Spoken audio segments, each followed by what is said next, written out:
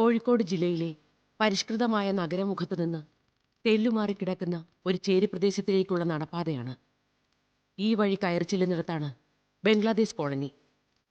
ജീവിതത്തിന്റെ ഇരുണ്ട നിലത്ത് വീണുപോയ കുറേയേറെ മനുഷ്യരുടെ ഭൂമികയാണ് ബംഗ്ലാദേശ് കോളനി. ഉപേക്ഷിക്കപ്പെട്ടവരുടെയും അനാഥരാക്കപ്പെട്ടവരുടെയും പാർശ്വവൽക്കരിക്കപ്പെട്ടവരുടെയും ജീവിതം പകർത്താൻ ക്യാമറ കയ്യിലെടുത്ത ഒരു ഫോട്ടോഗ്രാഫറെ ഞങ്ങൾ അന്വേഷിച്ചെത്തിയത് ഇവിടെയാണ്. തെരുവിന്റെ ഫോട്ടോഗ്രാഫർ എന്ന പ്രശസ്തി നേടിയ ചോയ്ക്കുട്ടിയെ. കേരള മനസാക്ഷിയെ ഉണർത്തിയ നിരവധി ചിത്രങ്ങളുടെ ഉടമയാണിദ്ദേഹം. എല്ലാ കാലത്തിലും ഓർമ്മിക്കപ്പെടേണ്ട ഒരു ഫോട്ടോഗ്രാഫർ. ജനനം കോഴിക്കോട്ട് നടുവട്ടത്താണ്. അച്ഛൻ കേൾക്കുട്ടി, ചെറുവട്ടത്തിൽ കേൾക്കുട്ടി, അമ്മ അമ്മാളു. അവർ 6 മക്കളിൽ 3ാമത്തെ മകനായിട്ടുള്ളതാണ് ജനനം. പിന്നെ ഫോട്ടോഗ്രാഫിയിലേക്ക് വരുന്നത് ഞാൻ യാദൃച്ഛികമായിട്ടല്ല, നാട് വിട്ട് പോയിട്ട് തൊഴിലന്വേഷിച്ചിട്ടാണ് ഫോട്ടോഗ്രാഫിയിൽ എത്തുന്നത്. ശരിക്കും തഞ്ചാവൂർ കലാക്കൂട്ടത്തിൽ എത്തിപ്പെട്ടപ്പോൾ അവിടുന്ന് ഫസ്റ്റ് തന്നെ എനിക്ക് മറ്റു ജോലികളൊന്നും അറിയില്ലല്ലോ. ആദ്യമായിട്ട് നാട് വിടുകയാണ്. നാട് വിട്ട് കഴിഞ്ഞിട്ട് ഹോട്ടലിൽ തന്നെയാണ് ജോലി ചെയ്തിട്ടുണ്ടായിരുന്നത്. ആ ഹോട്ടലിൽ നിന്നുള്ള ലക്ഷ ടൈമിലാണ് ശരിക്കും ഇത് കണ്ടെത്തുന്നത്. ശരിക്കും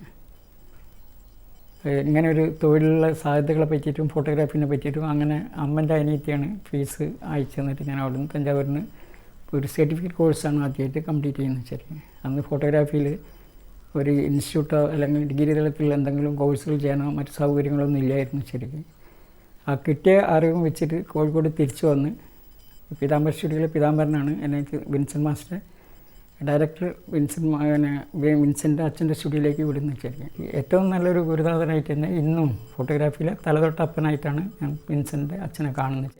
ഫോട്ടോഗ്രാഫിയോടുള്ള കമ്പം കാരണം സ്കൂൾ വിദ്യാഭ്യാസം കൂടി നേരെ ചൊവ്വേ കൊണ്ടുപോകാനായില്ല ചോയ്ക്കുട്ടിക്ക്. തീരെ ചെറുപ്പത്തിലെ നാടും വീടും വിട്ട് ജോലി അന്വേഷിച്ച് ഇറങ്ങേണ്ടിയും വന്നു. കഷ്ടപ്പാടിന്റെ ആ കാലത്തായിരുന്നു ഇഷ്ടവിഷയമായ ഫോട്ടോഗ്രാഫിയെക്കുറിച്ച് കൂടുതൽ പഠിക്കാൻ അവസരമൊരുങ്ങുന്നത്. ഫാമിലിയിൽ ആരും തന്നെ ഫോട്ടോഗ്രാഫേഴ്സായിട്ട് ഉണ്ടായിരുന്നില്ല. ശരിക്കും വിദ്യാഭ്യാസമുള്ളൊരു തലമുറ ഉണ്ടായിരുന്നു. ഫാദർ ഏറ്റവും കൂടുതൽ വിദ്യാഭ്യാസമുള്ള ഒരാളായിരുന്നു. ശരിക്കും അതുകൊണ്ട് തന്നെ ഫാദർ ഒരിക്കലും പിന്നെ ഇതിലേ പോകണം എന്നുള്ളൊരു നിർദ്ദേശങ്ങളൊന്നും ഇല്ലായിരുന്നു. ശരി, പക്ഷെ തറവാട്ടിൽ ആദ്യമായിട്ടാണ് ഇങ്ങനെ ഒരു ഫോട്ടോഗ്രാഫിയിലേക്ക് ഒരാൾ വരുന്നത്. ശരി, വീട്ടുകാരുടെ താല്പര്യമൊക്കെ സിവിൽ എഞ്ചിനീയറിംഗ് ആയിരുന്നു. അത് ഒരിക്കലും നടപ്പിലാവാതെ പോവുകയാണ് ചെയ്തത്. കാരണം അങ്ങനെയുള്ള ഒരു ടാലൻ്റ് ഉള്ളത് കൊണ്ട് ക്യാമറ പിന്നെ ഫീസ് അടയ്ക്കുന്ന പൈസ എടുത്തിട്ട് ക്യാമറ വാങ്ങിക്കുകയാണ് ചെയ്തിട്ടുള്ളത്.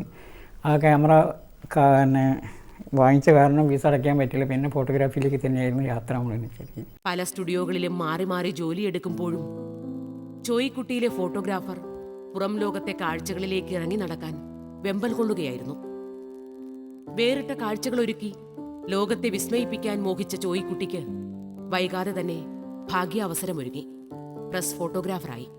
5-10 ഫോട്ടോഗ്രാഫേഴ്സ് അത്രമാത്രമേ നഗരത്തിലുണ്ടായിരുന്നുള്ളൂ.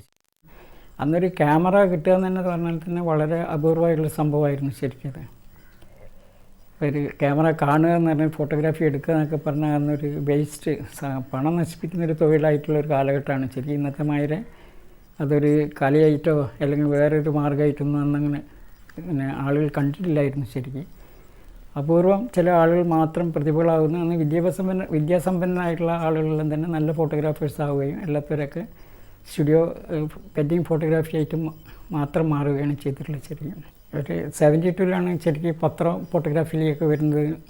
72-ലാണ് അന്ന് യു ഫൽഗുനാണ് ശരിക്കും ഫോട്ടോഗ്രാഫിയിലേക്ക് പത്ര ഫോട്ടോഗ്രാഫിയിലേക്ക് കൊണ്ടുവരാനുള്ള കാരണം. ശരിക്കും സ്റ്റുഡിയോ ഉണ്ടായിരുന്നെങ്കിലും ശരി ഫ്രീലാൻസായിട്ട് വർക്ക് ചെയ്യാനും ഏറ്റവും കൂടുതൽ സാധ്യതകളും പത്രങ്ങളിലേക്ക് വർക്ക് ചെയ്യാനുള്ള ടാലൻറ്റ് കലാകൗമുദിക്ക് വേണ്ടിയിട്ടായിരുന്നു ഫസ്റ്റിൽ വർക്ക് ചെയ്തിട്ടുണ്ടായിരുന്നത്. പ്രസ് ഫോട്ടോഗ്രാഫർ ആയതോടെ തെരുവ് ചോയ്ക്കുട്ടിയുടെ ഇഷ്ടമേഖലയായി മാറി. ആരാലും കാണാതെ പോകുന്ന ജീവിത കാഴ്ചകളിലേക്കാണ് ഇദ്ദേഹം ക്യാമറ തിരിച്ചുവച്ചത്. സാഹസികതയെ സ്നേഹിച്ച ഈ ഫോട്ടോഗ്രാഫർ നല്ല ചിത്രത്തിനായി എത്ര കഷ്ടപ്പെടാനും തയ്യാറായിരുന്നു. മോർണിംഗ് എഡിഷന് വേണ്ടിയിട്ട് വർക്ക് ചെയ്യുന്നൊരു കാലഘട്ടമാണ് ശരിക്കത്.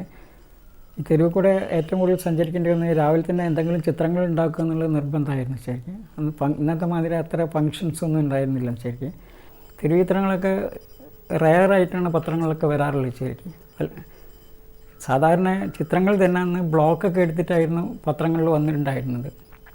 പത്രങ്ങളിലൊരു ഫോട്ടോഗ്രാഫ്സ് വരണമെങ്കിൽ ഒരുപാട് പിന്നെ സാഹസം തന്നെയായിരുന്നു അക്കാലത്തുണ്ടായിരുന്നത്. ശരിക്കും ബ്ലോക്ക് ചെയ്ത് ആ ബ്ലോക്കിൽ നിന്ന് പ്രിൻ്റൊക്കെ എടുക്കേണ്ട ഒരു സാഹചര്യം വന്നിട്ടുണ്ടായിരുന്നു. ഈ ഫോട്ടോഗ്രാഫി തുടങ്ങുമ്പോൾ തന്നെ ഒരു സ്റ്റുഡിയോ ചിത്രം എന്നൊക്കെ പറഞ്ഞാൽ ഒരു റെഡിമെയ്ഡ് ആയിട്ടുള്ളൊരു ഫ്രെയിമാണ് ശരിക്കും. അത് പുറത്താണ് ശരിക്കും ഒരു നാച്ചുറലായുള്ള ഫ്രെയിംസ് ഉണ്ടായിരുന്നു ശരിക്കും. പിന്നെ വേറെ ഏറ്റവും പ്രത്യേകത എന്താണെന്ന് വെച്ചാൽ അവരാരും അഭിനയിക്കുന്നില്ല ശരിക്കും. അവർ സ്ട്രീറ്റിൽ എന്ന് പറഞ്ഞാൽ അവരുടെ ജീവിതമായിരുന്നു ശരിക്കും. അന്ന് എന്ത് ചിത്രവും എനിക്ക് എടുക്കാൻ പറ്റുന്നുള്ളൊരു ആത്മധൈര്യം ഉണ്ടായിരുന്നു ശരിക്കും. അതാണ് എൻ്റെ ഒരു പ്ലസ് പോയിൻ്റ്. ഒരു പത്രക്കാരൻ എന്നുള്ള രീതിയിലല്ല, ഒരു ഫോട്ടോഗ്രാഫർ എന്നുള്ള രീതിയിൽ ഒരു പടം എടുക്കാൻ വേണ്ടിയിട്ടുള്ള റിസ്ക് ആയിട്ട് എടുക്കുകയായിരുന്നു ശരി. കണ്ണൂർ ജയിലിൻ്റെ അകത്തുള്ള പടങ്ങൾ എടുത്തിട്ടുണ്ട് ശരി. അത് പിന്നെ നമ്മളെ മെൻ്റൽ ഹോസ്പിറ്റലിലെ കുറേ ഇഷ്യൂസിലെ ചിത്രങ്ങളൊക്കെ ശരിക്കും രക്ഷപ്പെടുത്താനും ചിത്രങ്ങൾ എടുക്കാനും പറ്റിയെന്നുള്ളതാണ് മെൻ്റൽ ഹോസ്പിറ്റലിലെ ചിത്രത്തിൻ്റെ പ്രത്യേകത ശരി. അത് അനുഭവങ്ങളാണ് ശരിക്കും ആ ഫോട്ടോഗ്രാഫിയിലൊക്കെ ഏറ്റവും പ്രധാനമായിട്ടുള്ളത്. സ്റ്റേഡിയത്തിലെ ടവറിൻ്റെ മേലെ നിന്ന് ഒരാൾ ചാടി മരിക്കുകയും എല്ലാ ഫോട്ടോഗ്രാഫേഴ്സ് എല്ലാവരും നിന്നുകൊണ്ടിരിക്കുന്ന സമയത്ത് തന്നെ പുറത്ത് നെറ്റിൻ്റെ പുറത്ത് ചാടി ആത്മഹത്യ ചെയ്തൊരു സംഭവം ഉണ്ടായിരുന്നു ശരി.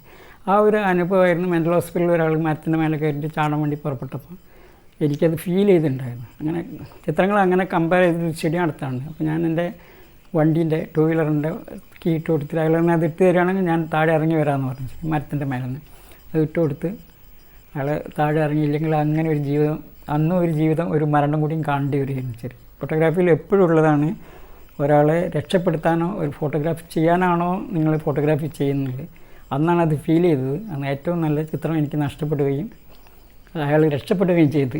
പക്ഷേ മറ്റു പത്രങ്ങളിൽ വാർത്തയായിട്ട്